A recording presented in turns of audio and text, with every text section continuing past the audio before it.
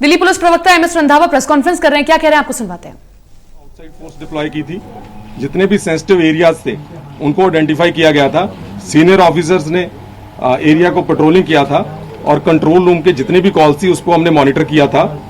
अमन committees की जो meetings थी वो तमाम सीनियर ऑफिसर्स ने भी ली थी। जितने भी रिस्पेक्टेबल सिटीजन्स हैं उनसे मीटिंग्स की थी।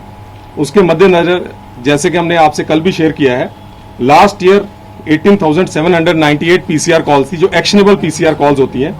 इस साल केवल 8,667 पीसीआर कॉल थी, जिसमें दिल्ली पुलिस की अलग अलग यूनिट्स, जिनमें मैं कहना चाहूंगा कि लोकल पुलिस, पीसीआर, ट्रैफिक, इन सब ने अच्छा कंट्रीब्यूट किया और तमाम सीनियर ऑफिसर्स ने इसको मॉनिटर किया। इसके बाद नॉर्थ ईस्ट दिल्ली के बारे में बताना चाहूंगा कि इसमें भी अभी सिचुएशन पूरी नॉर्मल है। डिप्लॉयमेंट हमारी फोर्स की है। सीनियर ऑफिसर्स सिचुएशन को क्लोजली मॉनिटर कर रहे हैं। किसी भी तरह की कोई कॉल नहीं आ रही और जितनी भी कॉल्स आती हैं उसको हम पर्सनली मॉनिटर कर रहे हैं। इसके साथ साथ आपको मैं ये बताना चाहूंगा कि जैसे मैंने पहले भी आपको बताया था कि दिल्ली पुलिस का जो इनिशियल रिस्पांस था उसमें हमने काफ़ी प्रिवेंटिव डिटेंशंस भी की थी, जो समय समय पे हमने मीडिया के साथ शेयर किया है और मीडिया की मदद से हमने लोगों को अपील भी की थी। इसमें जो हमने अपील की थी उसमें अपने व्हाट्सएप नंबर भी दिए थे, उसमें हमने ईमेल आईडी भी दिया था। उसमें हमने तमाम जो दिल्ली वासियों को अपील की थी कि किसी के भी पास भी कोई भी तरह की फुटेज, वो सीसीटीवी फुटेज हो सकती है, वीडियो फुटेज हो सकती है, और जितने भी हमारे मीडिया से ब्रदर्स हैं इनको भी हमने अपील की थी कि वो हमने फुटेज दे सकते हैं। मैं तमाम दिल्ली वासियों का, अपने मीडिया के भाइयों का एक धन्यवाद करना चाहूँगा कि इस पे हमें बहुत सी वीडियोस मिली हैं जिसको के इन्वेस्टिगेशन में बहुत मदद मिली है दिल्ली पुलिस को, और केसेस की इन्वेस्टिगेशन आगे चल रही है। अभी तक जो नंबर है, हम अभी तक 712, मैं आपको दोबारा कहना चाहूंगा, 712 एफआईआर रजिस्टर कर चुके हैं और भी करेंगे। कई क्वार्टर से हमें ये इंफॉर्मेशन आ रही थी कि कुछ कंप्लेंट्स हैं वो पुलिस के पास रजिस्टर करवाना चाह रहे हैं। तो मैं आपके माध्यम से फिर तमाम पब्लिक को ये अपील भी करना चाहूंगा, ये बताना भी चाहूंगा कि डीसीपी नॉर्थ ईस्ट के ऑफिस में वहां एक स्पेशल डेस्क बना हुआ है, वहां आप कंप्लेंट रिसीव कर सकते हैं और वहीं उस कंप्लेंट में अगर कॉग्निजेबल ऑफेंस होगा तो एफआईआर दर्ज की जाएगी। इसके साथ साथ फिगर के तौर पे मैं शेयर करना चाहूंगा कि ये एरिया, जैसे आपको पता है, बड़ा कंजेस्टेड एरिया है। पहले भी इसमें रॉयट्स की हिस्ट्री है, जो 92 में भी रॉयट्स हुए थे, उसमें 20 के आसपास एफआईआर दर्ज हुई थी। लेकिन अभी हम 712 एफआईआर कर चुके हैं और भी हमारे पास कंप्लेंट आएगी, उसको भी हम रजिस्टर करेंगे जिसमें भी कॉग्निजेबल ऑफेंस होगा। इसके बाद मैं ये बताना चाहूंगा कि जैसे जैसे भी इन्वेस्टिगेशन हमारी आगे मूव हो रही है, हम अक्यूज्ड को अरेस्ट कर रहे हैं।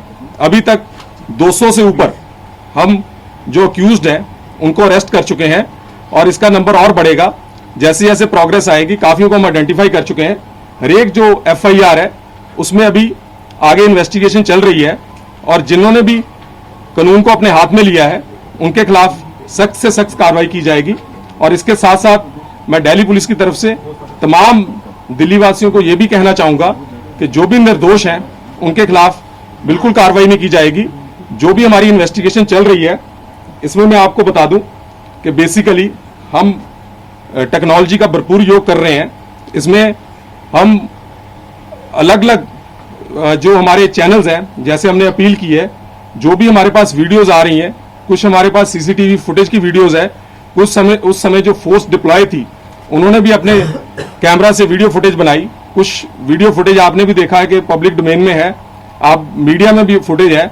उन सबको एनालिसिस कर रहे हैं, फुटेज को फेस रिकॉग्निशन सॉफ्टवेयर यूज किया जा रहा है। इसके अलावा जब पुख्ता प्रूव हो जाता है, वो जो एविडेंस है वो एविडेंस स्टेटमेंट्स है, विक्टिम्स की स्टेटमेंट्स ली जा रही है। अब हमारी अपील के बाद और आपके माध्यम से जो हमने अपील की है उसके बाद काफी लोग आगे आए हैं, उन्होंने अपनी स्टेटमेंट्स रिकॉर्ड करवाई हैं। उनके स्टेटमेंट्स के थ्रू और उसके बाद हमारा जो टेक्निकल एविडेंस है उनके माध्यम से, हमारी जो इंटेलिजेंस है उसके माध्यम से एसआईटीज और लोकल पुलिस काम कर रही है। 200 से ऊपर जो है वो हम अरेस्ट कर चुके हैं और भी अरेस्ट जल्दी की जाएगी। काफी लोग आइडेंटिफाई कर चुके हैं। इसके अलावा एक जो हमने देखा, इसमें 3 केसेस में प्रोग्रेस हुई है। एक तमाम मीडिया से हमें क्वेश्चंस भी आ रहे थे कि जैसे जैसे प्रोग्रेस हो रही है, मैं आपसे शेयर करना चाहूंगा कि हरेक केसेस में कुछ ना कुछ प्रोग्रेस है। कईयों में काफी हद तक हमने आइडेंटिफाई भी कर लिया, अरेस्ट भी कर लिया है। कुछ केसेस में हमने आइडेंटिफाई किया हुआ है, तमाम हम आपसे शेयर करेंगे। 3 केसेस आपके साथ मैं अभी प्रेस इसके ब्रीफ के बाद आपसे शेयर करूंगा, जिसमें 3 केसेस एक है, जिसमें एक नाले में 4 डेड बॉडीज मिली थी, एक इनका मिसेज अकबरी बेगम का केस है, और एक जो हमारा हेड कांस्टेबल रतन लाल है, इसकी जो शहादत है, इसमें हमने जो प्रोग्रेस की है और जो अरेस्ट किया है वो आपके साथ अभी इसमें शेयर करूंगा।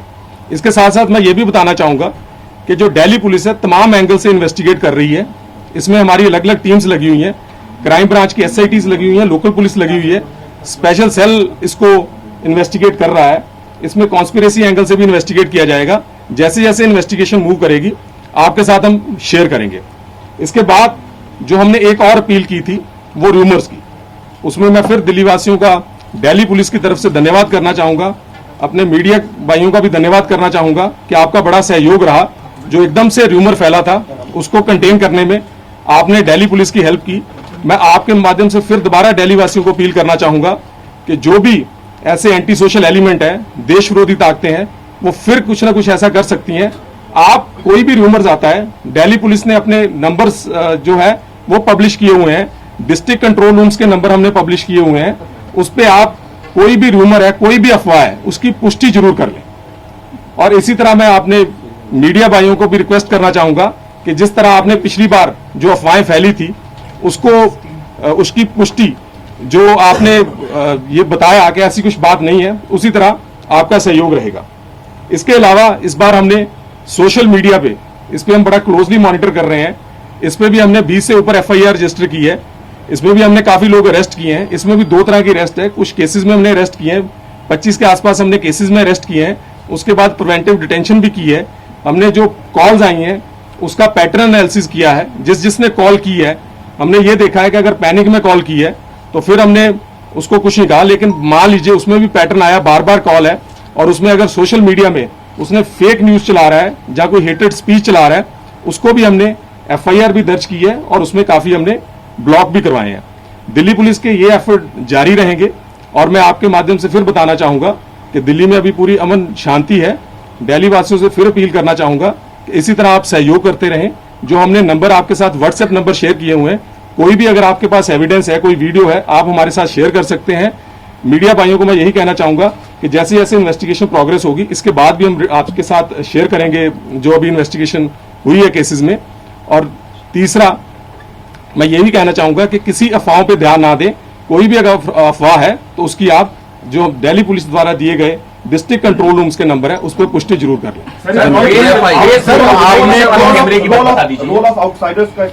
बिल्कुल, मैं वही बताया जैसे आपने फेस रिकॉग्निशन का कहा, बिल्कुल हाँ, वो डिटेल में आपको अभी मैं नहीं डिस्कस करना चाहूंगा, लेकिन ये टेक्नोलॉजी है जिसमें हमारे पास डेटाबेस है, उससे हम यूज कर रहे हैं, जिसमें हमें वो नंबर्स आ जाते हैं।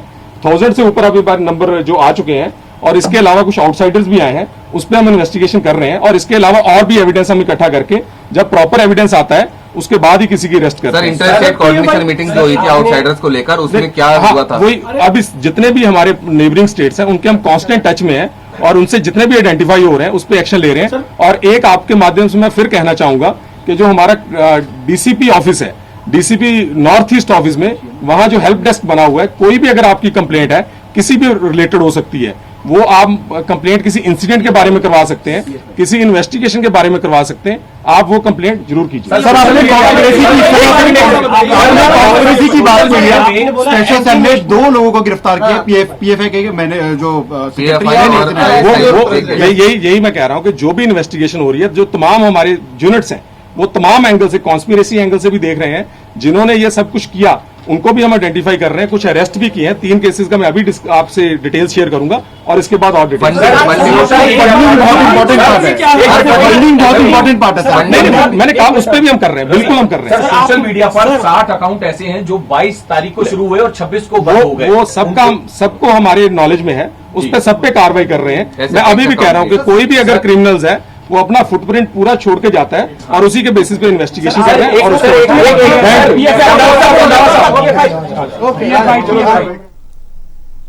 दिल्ली पुलिस की प्रवक्ता एमएस रंधावा की प्रेस कॉन्फ्रेंस आप सुन रहे थे। दिल्ली पुलिस ने अब तक 712 एफआईआर दर्ज की हैं। इसी के साथ में आप अफवाहों पर ध्यान ना दें।